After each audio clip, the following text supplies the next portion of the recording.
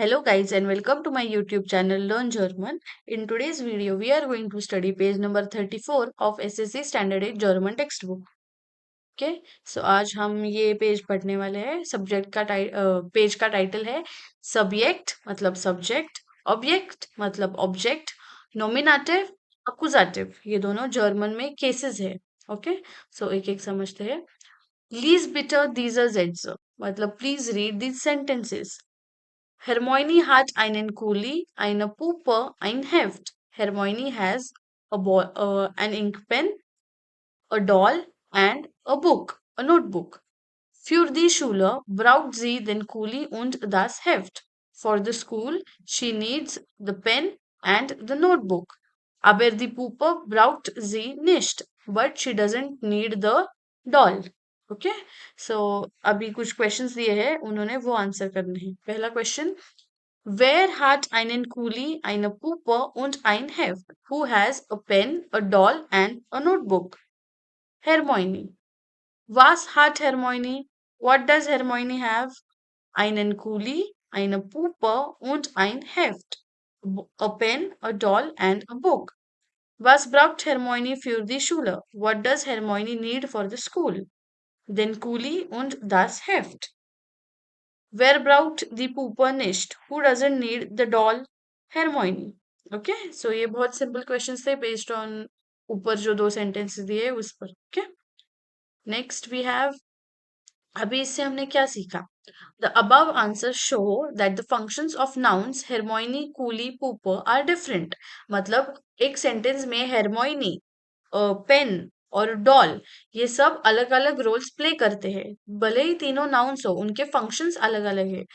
Answer to the question where is the subject in the sentence and the answer to was is the direct object।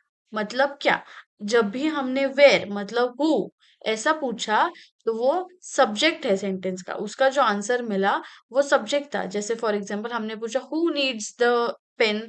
Hermione, so Hermione is the subject of the sentence। वैसे ही जब हमने वास मतलब what ये question पूछा तब हमें object जो सेंटेंस का है वो आंसर मिला। जैसे what does Hermione need for school? Notebook and pen. Correct, so वो नोटबुक और पेन जो है वो डायरेक्ट ऑब्जेक्ट्स है। सो ग्रामेटिकल लैंग्वेज में हम ऐसा कहते हैं कि subject is in the nominative case और जो डायरेक्ट ऑब्जेक्ट होता है वो होता है अकुजाटिव केस में।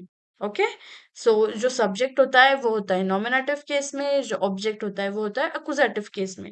अभी verbs that have or can have direct objects, that is where you get a reply to the question was, like haben, brauchen, kaufen, lesen, hören, schreiben and many others are called transitive verbs, and those which cannot have objects like sein, gehen, bleiben, sitzen, weinen, telefonieren and many others are called intransitive verbs।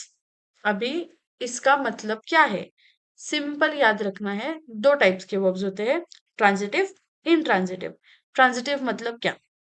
अगर एक sentence दिया है, उसमें अगर आप question पूछोगे what, अगर आपको आंसर मिला, then the verb used in that sentence is a transitive verb.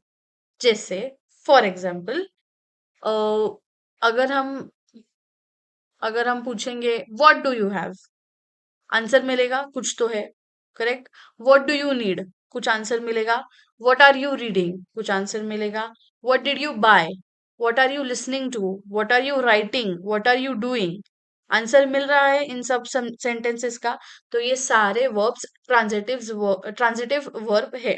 Okay, और उसके अपोजिट अगर आप अगर आप सेम क्वेश्चन पूछते हो व्हाट, और अगर आपको आंसर नहीं मिल रहा है, then those verbs are called intransitive verb। जैसे what are you going doesn't make any sense, what are you staying doesn't make any sense, what are you sitting doesn't make any sense। Correct, so ऐसे questions जिसका answer what में आ ही नहीं सकता, जैसे crying हो, sitting हो, staying हो, living, going, calling, to be, ये सब वर्ब्स का आंसर आ ही नहीं सकता व्हाट क्वेश्चन के लिए। Correct, so those are called intransitive verbs. मतलब जिन वर्ब्स के लिए एक दूसरा ऑब्जेक्ट लगता है उन्हें कहते हैं ट्रांजिटिव वर्ब्स। जिन वर्ब्स के लिए दूसरा ऑब्जेक्ट नहीं लगता उन्हें कहते हैं इंट्रांजिटिव वर्ब्स। करेक्ट। जैसे अगर मैं कहूंगी I have a book. So have, what do I have? A book. Whereas I am going to the supermarket. What are you going? No. Question answer आ रहा है नहीं। अगर आप क्वेश्चन पूछोगे वेयर आर यू गोइंग, हाँ answer आएगा, पर हमें क्या पूछना है what are you going doesn't make any sense, so that is an intransitive verb. Okay, so always remember this. अभी इन्होंने इनके एग्जांपल्स दिए, जैसे स्टेफी इज 18, मतलब स्टेफी इज 18 ईयर्स ओल्ड। अभी यहाँ पे वर्ब कौन सा यूज किया है, जाइन, वो ट्रांजिटिव है या इनट्रांजिटिव है? ट्रांजिटिव। क्यों? क्योंकि व्हाट इज स्टेफी नहीं आ रहा। What is the age of Steffi, हाँ आंसर आता है, पर व्हाट इज स्टेफी नहीं आ रहा आंसर। बोरिस गेट जूर शूलर, Boris goes to school. What does Boris go to, doesn't make any sense. Correct. मिशेल स्लेफ्ट, माइकल स्लीप्स। फ्रांस सिट्स दा, फ्रांस सिट्स देयर। करेक्ट। अभी वैसे ही इसके अपोजिट, Hermione had einen coolie. What does Hermione have? a coolie, a pen. So that is intransitive verb. Hermione braucht den coolie. Hermione needs the pen. What does Hermione need? A pen. Correct? So that is, we have a direct object. So these are called intransitive verbs. I hope आपको ये दोनों concept समझ आ गया हो, because this is very important, क्योंकि ये आपके दो बहुत इंपॉर्टेंट जो ग्रामर टॉपिक्स है, आर्टिकल्स और केसेस, इन दोनों पे आपको ये वर्क करना पड़ेगा। ओके, सो मेरा अगला वीडियो आर्टिकल्स के लिए और उसके उसका अगला वीडियो केसेस के लिए आ रहा है। So make sure you subscribe to my channel so that you get the notification. Okay, now moving forward. Did you notice the change in the article of the objects with the masculine gender? मतलब जब हमने कहा ein fueler को अगर हम as a direct object use करते हैं, for example, बहुत simple example, a pen is nice.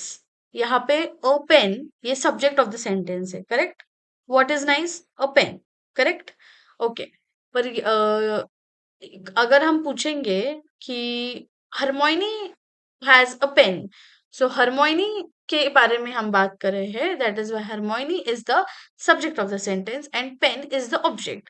सो इस केस में हरमोइनी जो है वो नॉमिनेटिव केस में जाती है और पेन जो है वो अकुजाटिव केस में जाता है। करेक्ट।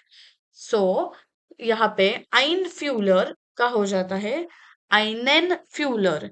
आइन और देर, दी, दास, ये सब आर्टिकल्स है। आर्टिकल्स क्या होते हैं, वो कैसे यूज करने हैं और वो कैसे चेंज होते हैं, इसके बारे में मैं अगला वीडियो जरूर लाऊंगी to clear all your concepts. Okay, अभी बस ये याद रखना कि जो मैस्कुलाइन जेंडर है वो आइन फ्यूलर, फ्यूलर ये नाउन का जेंडर है मैस्कुलाइन, उसका आर्टिकल इनडेफिनाइट आर्टिकल है आइन। सो आइन चेंजेस टू आइनेन। Why? Because of its accusative case. Similarly, their coolie, definite article है there, वो चेंज हो जाता है accusative case में to then. So Hermione brought then coolie. Okay? Is there any change in the article of objects with feminine or neuter gender? होता है क्या? नहीं होता। फेमिनाइन और न्यूटर जेंडर के आर्टिकल्स अकुजाटिव केस में नहीं बदलते, सिर्फ मैस्कुलिन जेंडर के बदलते हैं। वो कैसे बदलते हैं, वो कैसे यूज करना है, ये सब मैं अगले वीडियो में लाऊंगी। So make sure you subscribe. So thank you for watching my today's video. I hope concepts are a bit cleared. So do like, share and subscribe to my channel and notifications on कर देना so that you get notified about my next video.